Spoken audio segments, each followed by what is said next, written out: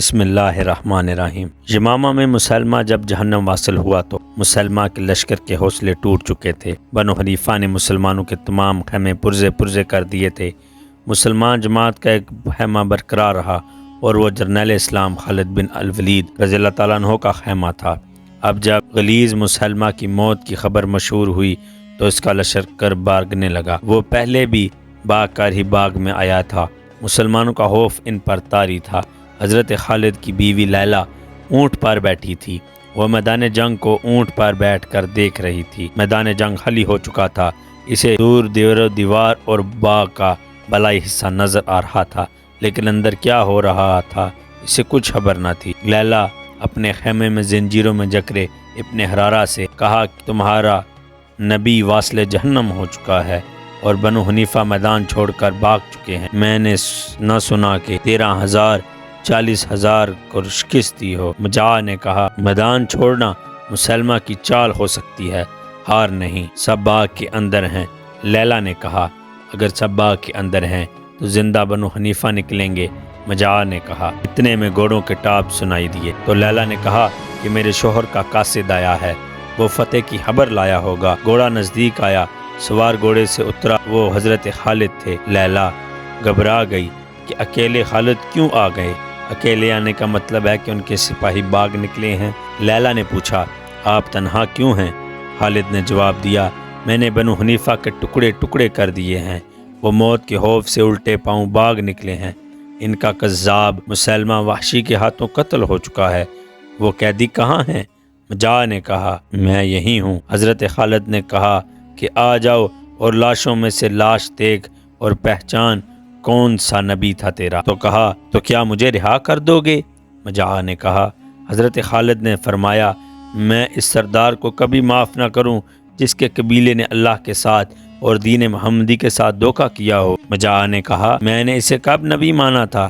اگر میں اسے نبی نہ مانتا تو سارے خاندان کو قتل کر دیتا۔ اتنا بڑا لشکر تھا اس کا، اور یہ وجہ بھی تھی کہ میں اپنے قبیلے کو تنہا چھوڑ کر بھی نہیں جا سکتا تھا۔ لیلہ نے کہا کہ مجاع نے مجھے ان لوگوں سے بچایا جو ہمارے خیمے کے قریب آ گئے تھے کہ عورتوں کو کچھ نہیں کہنا۔ اس نے ان سے بیڑیاں کھولنے کا بھی نہیں کہا۔ تم نے میری بیوی پر رحم کیوں کیا؟ حضرت خالد بن ولید نے مجاع سے پوچھا، کیونکہ اس نے قید میں بھی مجھے وہ عزت دی جو مجھے اپنے قبیلے میں ملی۔ مجاع نے کہا، میں نے اس عورت کو اس کے سلوک کا صلہ دیا جو میرے ساتھ اس نے کیا۔ میں چاہتا تو بیڑیاں کھول سکتا اور تیری بیوی کو اپنے قبیلے میں لے جا سکتا تھا، تو عزت کے لائق ہے مجاع۔ حضرت خالد نے فرمایا، میں تیریاں بیڑیاں اپنے ہاتھوں سے کھولتا ہوں، پھر تو میرے ساتھ چل اور بتا کہ مسلمہ کی لاش کون سی تھی۔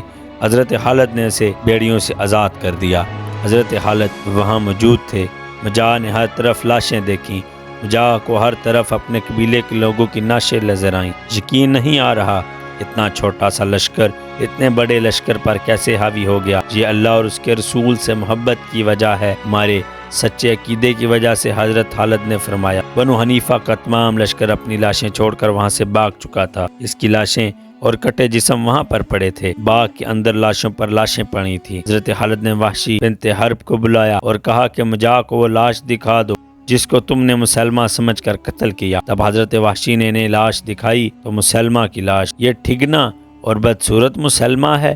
حضرت خالد نے پوچھا، ہاں یہی ہے۔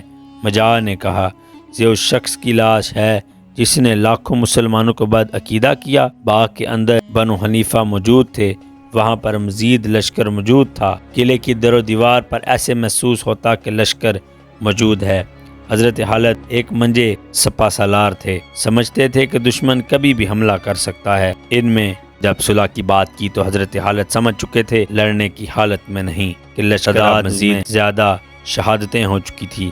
حضرت خالد نے اپنے سالاروں کو بلایا اور انہیں بتایا کہ بنو حنیفہ کا ایک سردار مجاع بن مرا جو میرے قبضے میں ہے صلح چاہتا ہے۔ اصل فتنہ تو ختم ہو چکا۔ عبداللہ ابن عمر نے کہا، مسلمہ کے مر جانے سے غلاظت ختم ہو گئی ہے، صلح کی شرائط تو ہماری ہوں گی۔ میری نظر اپنے لشکر سے بھی ہے، اتنا زیادہ نقصان ہوا ہے، اتنا اس جنگ میں ہوا ہے، کیا تم سمجھ رہے ہو؟ ان کو پکڑ لیں، ہمارے مجاہدین تھکن سے دو چار ہیں، اور لڑنے کے مزید قابل نہیں، جہاں بیٹھتے ہیں تو وہیں سو جاتے ہیں۔ دشمن پر جو دہشت ہے وہ ختم ہو رہی ہے۔ حضرت خالد نے فرمایا اگر بنو حنیفہ ہتھیار ڈال کر اپنی شکست تسلیم کر لیں اور ارد گرد کے بکھرے دشمن کو پکڑ کر اکٹھے ہو جائیں تو مجاع کی صلح کے لیے اندر بھیجا جائے، یہی بہتر ہے۔ عبد الرحمن نے کہا یہی بہتر ہے۔ حضرت خالد بن ولید نے مجاع کو بلایا اور صلح کا کہا۔ حضرت خالد بن ولید لاشوں کو اور زخمیوں کو دیکھتے اپنے خیمے میں جا رہے تھے۔ حضرت خالد بن ولید نے لیلا سے پوچھا کہ اتنے لوگوں کا خون کس کے سر ہوگا؟ تب حضرت خالد نے فرمایا جب تک انسان نفس کی خواہش پوری کرتا رہے گا تب تک انسانوں کو اپنا غلام اور اپنی نفسانی خواہش کا غلام بنانے کی طاقت موجود رہے گی۔ خون بہتا رہے گا، حق اور باطل آپس میں ٹکراتے رہیں گے۔ مسلمان زخمیوں کو اٹھا اٹھا کر خیموں میں لے جایا جا رہا تھا۔ بنو حنیفہ کے لوگوں کو پکڑ پکڑ کر لایا جا رہا تھا، جن کے ساتھ عورتیں اور بچے بھی تھے۔ مجاع صبح آیا اور کہا کہ کیا خبر لائے ہو مجاع؟ بنو حنیفہ تمہاری غلامی نہیں بننا چاہتے، وہ تمہارے اور تمہارے لشکر کے غلام نہیں بننا چاہتے۔ حضرت خالد نے فرمایا میں انہیں اپنا غلام نہیں بنانا چاہتا بلکہ اسلام اور دین محمدی کے ماتحت لانا چاہتا ہوں۔ اپنے لشکر کی حالت دیکھو ابن ولید، اور اندر قلعے میں بہترین لشکر زرہ پہنے تمہاری فوج سے لڑنے کے لیے تیار بیٹھا ہے۔ سوچ لو تم کیا چاہتے ہو۔ میں چاہتا ہوں تم اپنی سوچ کو ٹھنڈا کرو، میں نے بنو حنیفہ کو ٹھنڈا کر دیا ہے۔ ابن مرارہ حضرت خالد نے کہا ہمارے پاس بنو حنیفہ کا کتنا مال اور قیدی موجود ہیں، جا اور سمجھا اپنے قیدی اور مال کا سوچو۔ جا نے کہا کہ بنو حنیفہ اپنے مقتولین کا بدلہ لینا چاہتی ہے، صلح ان کی آسانی سے نہیں ہوگی۔ حضرت خالد نے فرمایا اگر بنو حنیفہ یہ سمجھتے ہیں کہ ہم کم تعداد میں ہیں اور پیچھے ہٹ جائیں گے تو جا انہیں بتا کہ ہم کٹ مریں گے لیکن پیچھے نہ ہٹیں گے۔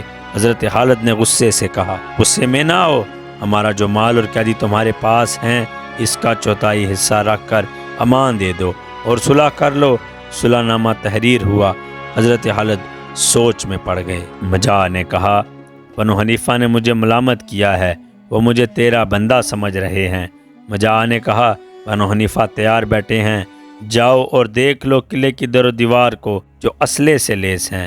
حضرت خالد بن ولید خیمے سے نکلے اور سالاروں کو لے کر قلعہ کی طرف بڑھے اور امامہ شہر کی دیوار نظر آئی۔ تلواریں ہی تلواریں ہیں، وہ تیروں سے لیس ہیں۔ جس فتنے کو ہم ختم کرنا چاہتے تھے وہ ختم ہوا۔ صلح بہترین حل ہے، تمام سالاروں نے کہا۔ صلح تحریر ہوئی۔ حضرت خالد نے مہر بند کی، مجاع نے دستخط کیے۔ اس میں شرط تھی کہ مسلمان بنو حنیفہ سے کسی شخص کو قتل نہیں کریں گے۔ مجاع چلا گیا۔ اگلے روز اس نے قلعے کا دروازہ کھولا۔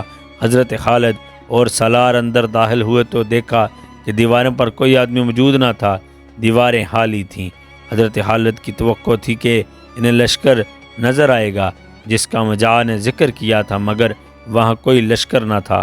وہاں عورتیں تھیں، بچے تھے اور بوڑھے موجود تھے۔ ابن مرارہ وہ لشکر کہاں ہے؟ مجاع نے در و دیوار پر اور کھڑی عورتوں کی طرف اشارہ کیا اور کہا دیکھ نہیں رہے ابن ولید یہ عورتیں؟